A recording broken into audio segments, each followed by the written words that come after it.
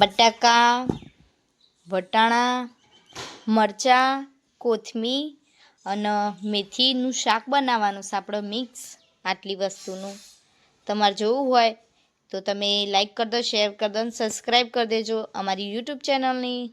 Hello guys, દેખી શકો આપણે બીજી વાર સબ્જી જે શાક હતું એ બીજી વાર ધોઈ કાઢીએ છીએ. અને દેખી શકો બટેકા, વટાણા અને મેથી બધું જ દેખાતું છે. એ બધાનું શાક બનાવવાનું છે આપણે મિક્સ. અને તમે સપોર્ટ કરતા રહેજો, અમને લાઈક શેર અને સબસ્ક્રાઈબ કરતા રહેજો. અને ગાઈસ, હું આ પર્સનલી વિડીયો નહીં બનાવતી, જે હું બપોરે જમવામાં બનાવું છું એના જ વિડીયો આવશું આ.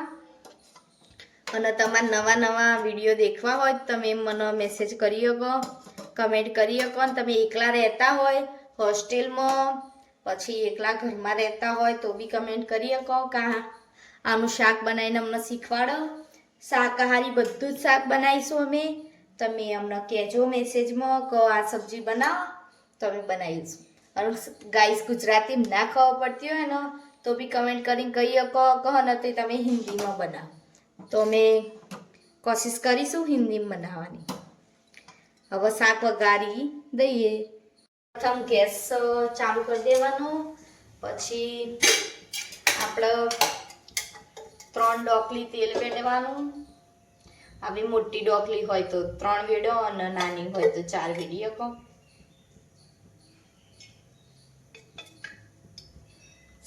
તેલ વેડવાયનું તે ગાઈસ શાક સારું બને. અને ઓછું વેડો ને તો ફીકું લાગે. અને જેને ઓછું ભાવતું હોય એ વેડી શકો. અને અમને ફીકું શાક નહીં ભાવતું. તેલ આવો તો ઊભું રહેવાનું. તેલ આવો એટલે વઘાર કરવાનો. તેલ આવે નહીં એ જોતું રહેવાનું.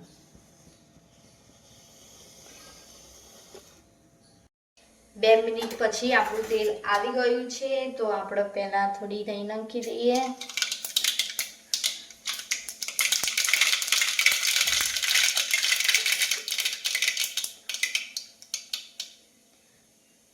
પછી થોડું જીરું,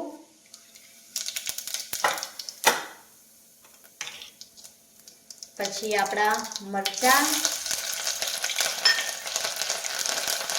પછી આપણું શાક. વઘાર વધારે થશે ગાઈસ, કારણ કે મેથી બી પાણીવાળી છે, બટેકા બી પાણીવાળા, એટલે તમે હાથવી કરજો. બળા છે એટલે ચમચામાં થોડું લઈ રીતના ચમચામાં લઈ અને પછી આમ કરીને આમ નાખજો તો ઓછું બળાશે. વધારે બળાશે. થોડુંક શાક નાખી જે બી થોડુંક હોય એ નમકીન પછી થોડો મસાલો કરી દેવાનો. જેમ કે હળદર, ધાણા જીરું, પછી 1 ચમચી મરચું,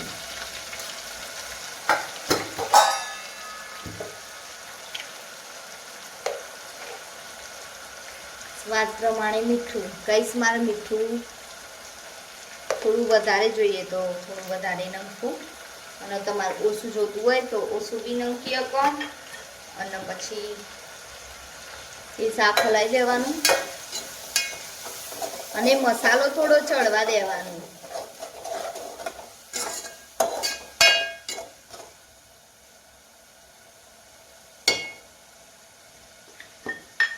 એ બધું શાક થોડો મસાલો ચડવા દેવાનો. પછી બધું શાક મિક્સ કરી દેવાનું.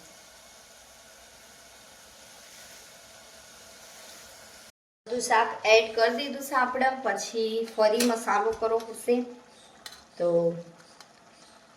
પહેલા મરચું નાખો, સેજ હળદર, ધાણા જીરું,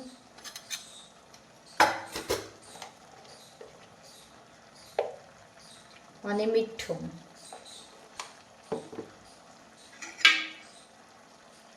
સારી રીતે હલાવી દો બધું જ.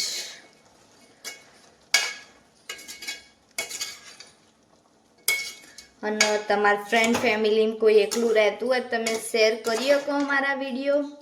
જોવાની મજા આવશે, જોતા રહેજો. આ અમે જ ખાશું ગાઈસ. આટલું બનાવ્યું ને એ અમે અમારા બપોરે જમવા માટે જ શાક બનાવીશ. એટલે જોતા રહેજો.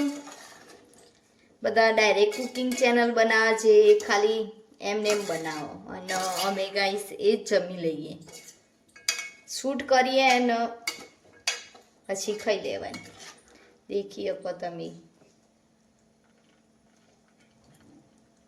આ તેલ જ છે બધું. ધીમા ગેસ ઉપર 2 મિનિટ ઢાંકણ મેલી, પાણી વેડ્યા વગર ઢાંકણ ઢાંકી અને મસાલો ચડવા દેવાનો. મરચું, મીઠું, હળદર હતી ને એ 2 મિનિટ ઢાંકણ ઢાંકીને રવા દીધું હતું. મસાલો આપણો મસ્ત રેડી થઈ જશે. અને ગાઈસ બટેકા છે એટલું જ પાણી એડ કરો. પછી થોડુંક આ પાણી પેલું થઈ જાય ને, જાર પતી જાય ને પછી બીજું થોડુંક પેડો, એટલે બટેકા ચડતા બી વાર નહીં લાગે અને બનતા બી વાર નહીં લાગે શાક. અને તમારો રસો જોતો હોય તો થોડું પાણી વધારે વેડી શકો તમે, અને મસ્ત શાક રેડી થઈ જશે. શિયાળામાં મેથી ખાવી બહુ જરૂરી હોય, તમે બી ખાજો વધારમાં વધારે. આમ નહીં ખવાય એકલી, પણ આ રીતના શાકમાં સેજ એડ કરી દેશો ને તો તમારા ઘરના બધા ખાઈ લેશે. પછી ફરી ઢાંકણું ઢાંકી અને શાક ચડવા દઈશું. 10-15 મિનિટમાં શાક ચડી જશે આરામથી. પછી આપણે સર્વ કરી દઈશું. દેખો ગાઈસ, તમારે ને ત્યાં આટલું રસાવાળું શાક રાખવું હોય ને તો તમે રાખી શકો. અને થોડુંક ધીમા ગેસ ઉપર ચડાવવાનું, પછી ફાસ્ટ કરી દેવાનું. સેજ બટાકું ચડી જાય ને પછી, અને તમારે ચેક કરવું હોય ને બટેકું તો ચડ્યું કે નહીં, તો દેખો પહેલાં એક બાઉલ આ રીતના લઈ લેવાનું, જે ઢોકીતું હોય, અને પછી એવું કરીને અડવાનું. એટલે બટાકો ચડ્યો કે નહીં એ ખબર પડી જશે. એટલે આપણો બટાકા ચડી જશો. તો આપણો આટલો રસો રાખવો હોય, આટલો દેખી શકો તમે. આ નોર્મલ કહેવાય રસો. અને કોરું કરવું હોય શાક તો બધો રસો બાળી દેવાનો. ગાઈસ જાડો રસો કરવો હોય ને, આ પતલો છે, આ જાડો રસો કરવો હોય ને તો આ બટેકા રહે ને એને ઓમ ભાગી દેવાના સેજ સેજ. આ ઓમ ઊભું રાખીને સેજ સેજ બટેકા ભાગી દેવાના, એટલે જાડો રસો થઈ જશે. બટેકા ચડ્યા પછી કરજો હો ગાઈસ, તો મસ્ત ને દેખીએ ઠીક થઈ જશે. ફાસ્ટ ગેસ રાખો તો બરાબરથી બરો નહીં, એનું ધ્યાન રાખજો. ગાઈસ આપણું મેં તો આટલું રસાવાળું શાક રાખીશું, એટલે રસો તો ના જ કહેવાય, જો કે બળી જ જો કહેવાય. દેખી શકો બધું ચડી ગયું છે. અને તમારે જોતો હોય ને આ વખત મસાલો વધારે તો તમે કરી શકો ફરી મસાલો. અમે તો માપનું તીખું ખાઈએ છીએ એટલું જ. અને છેલ્લા આપણી ફેવરેટ કોથમીર.